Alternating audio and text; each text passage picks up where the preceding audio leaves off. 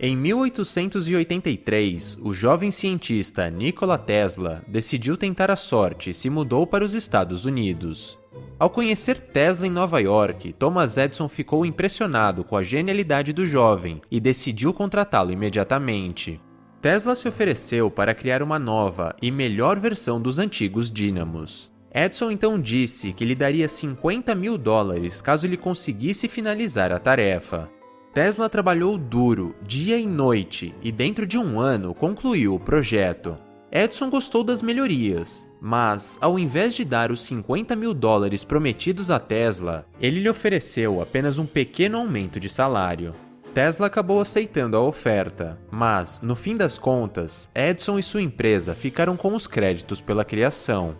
Anos mais tarde, Tesla desejava criar o Sistema de Corrente Alternada de Eletricidade, AC. Contrário às ideias de Tesla, Edison não apenas se recusou em apoiar a pesquisa, como também fez de tudo para tentar sabotá-la. Tesla então decidiu procurar o magnata George Westinghouse. Encantado, o empresário aceitou financiar totalmente o projeto de Tesla e ainda lhe ofereceu um acordo generoso de direitos autorais. Depois de muito trabalho, Tesla concluiu o projeto e registrou as patentes daquela que talvez tenha sido a sua maior invenção. Entretanto, outros cientistas reivindicaram o trabalho e acabaram ficando com os créditos. Um ano depois, Westinghouse alegou que a empresa não conseguiria sobreviver se tivesse que pagar direitos autorais plenos pela invenção. No final das contas, Tesla acabou aceitando vender as suas patentes por um valor 50 vezes menor do que elas realmente valiam. Em 1899, Marconi ficou conhecido pela invenção do rádio. Mas o que poucos sabem é que, para produzir a sua invenção, ele dependeu das pesquisas de Tesla e até usou ilegalmente uma de suas patentes que havia sido registrada anteriormente. Mais uma vez, Tesla ficou sem os créditos e, é claro, sem o merecido dinheiro pelo seu valioso trabalho. Essa é uma história triste e injusta, de um gênio brilhante, obcecado pelo seu trabalho, que possui as melhores intenções e uma capacidade incrível de pensar e criar. Entretanto, Tesla jamais recebeu a fama, o dinheiro e nem mesmo o respeito que talvez merecesse. Na verdade, infelizmente, ele terminou a vida de maneira lamentável. Este é um destino sombrio, porém comum, daqueles que não aprendem ou que ignoram as leis do poder, em especial esta lei do poder. Edison, por outro lado, talvez nem tenha sido realmente um grande inventor ou um gênio, mas era, sem dúvidas, um verdadeiro homem de negócios que conhecia as regras do jogo. Edison sabia identificar as oportunidades e depois colocava as melhores pessoas para trabalhar para ele. E, se fosse preciso, ele até roubava dos concorrentes. Entretanto, Edison ficou podre de rico e, hoje, o seu nome é muito mais conhecido do que o de Tesla e está associado a um número muito maior de invenções. Lei número 7. Faça os outros trabalharem por você, mas sempre fique com o crédito. Use a sabedoria, o conhecimento e o esforço físico dos outros em causa própria. Essa ajuda não apenas lhe irá economizar tempo e energia valiosos, como também lhe dará uma aura divina de capacidade, eficiência e poder. No fim, seus ajudantes serão esquecidos e você será lembrado. Não faça você mesmo o que os outros podem fazer por você. Se você acha importante fazer todo o trabalho sozinho, você não irá muito longe e poderá acabar tendo um destino sombrio como o de Tesla. É necessário conhecer as regras e aprender a jogar o jogo do poder. Quando a questão é poder, o crédito por uma invenção ou criação é tão importante, se não for até mais importante, do que a invenção em si. Por esse motivo, você deve se proteger e garantir o crédito para si. Não permita, de maneira alguma, que outras pessoas o roubem ou que fiquem penduradas e se aproveitem de você. Você deve sempre se manter vigilante e implacável. Aprenda a guardar em segredo seus planos, projetos e invenções até ter a certeza de que você irá receber os merecidos créditos por eles. Por outro lado, para conquistar muito mais poder, você precisa aprender a tirar vantagem do trabalho dos outros em causa própria. Faça com que os outros trabalhem por você enquanto você fica com os créditos, e você será visto pelo mundo como um gênio. No final de sua carreira, o artista Rubens se viu inundado por inúmeros pedidos de quadros. Para resolver esse problema, ele decidiu criar um sistema de produção em seu estúdio. Rubens contratou diversos excelentes pintores, cada um especializado em uma etapa ou tarefa, e criou uma vasta linha de produção em que várias pinturas eram feitas simultaneamente. Quando um cliente importante marcava uma visita ao estúdio, Rubens dava folga aos seus pintores, garantindo que ficaria sozinho no local. O cliente chegava no estúdio e ficava observando de um balcão Rubens trabalhar num ritmo incrível de um lado para o outro. Sem fazer a menor ideia de que haviam outros pintores trabalhando para ele, o cliente ficava impressionado com a genialidade e a capacidade inacreditável de Rubens de pintar simultaneamente tantas obras de arte sozinho em tão pouco tempo. Isso garantiu a Rubens uma poderosa fama e muito dinheiro. E há uma aplicação ainda mais poderosa para esta lei. Você não deve apenas encontrar pessoas que possam fazer o trabalho por você.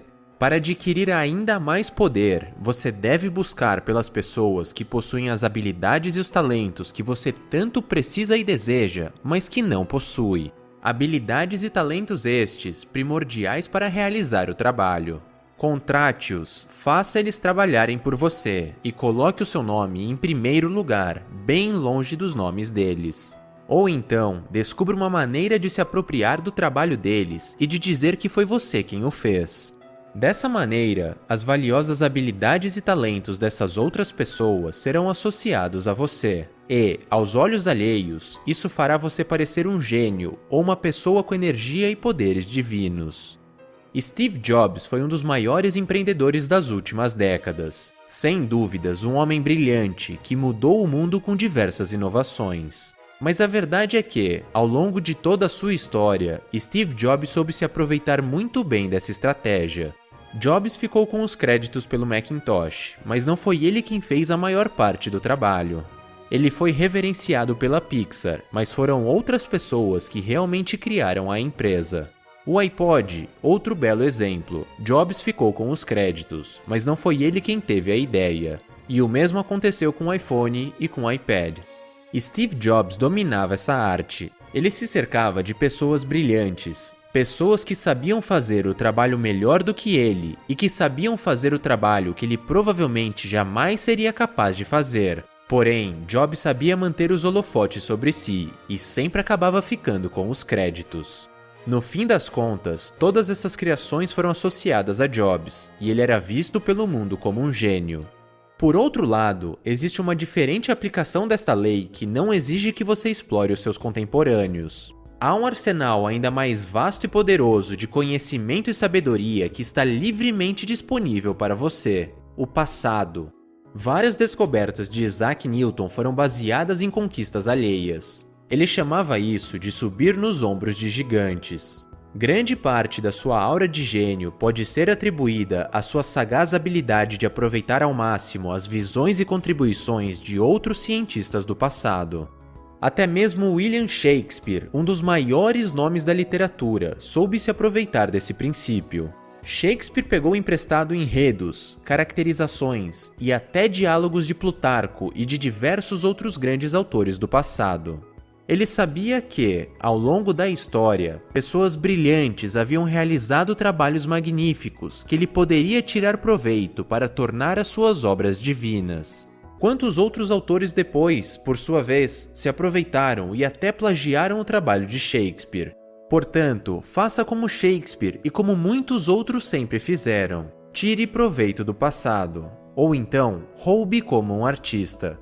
O mais incrível é que esse tipo de poder está disponível para todos e pode ser aplicado nas mais diversas áreas. Escritores que se aprofundaram na natureza humana, antigos mestres da estratégia, grandes pensadores e filósofos, gênios das mais variadas áreas, reis e rainhas que aprenderam da maneira mais difícil a lidar com o poder. O conhecimento de pessoas brilhantes está acumulando poeira, está esperando por você. Esses gigantes estão esperando que você suba em seus ombros, tire vantagem do trabalho que eles realizaram e das mais diversas experiências que viveram. E então, traga algo brilhante ao mundo e adquira muito mais poder. O aprendizado deles pode ser o seu aprendizado. A capacidade deles pode ser a sua capacidade. E eles jamais irão dizer a você que você não tem nada de original. Aprenda a tirar proveito do passado e você parecerá um gênio. Você pode batalhar, querer parecer original, fazer as coisas a partir de sua própria experiência, cometer erros sem fim, gastar tempo e energia tentando reinventar a roda. Ou você pode se aproveitar das experiências, das capacidades e dos aprendizados das pessoas mais brilhantes da história, poupar uma quantidade enorme do seu valioso tempo e energia, evitar inúmeros erros ao longo do caminho e tornar o seu trabalho divino. Como Bismarck disse certa vez, os tolos dizem que aprendem pela própria experiência. Eu prefiro aproveitar a experiência dos outros.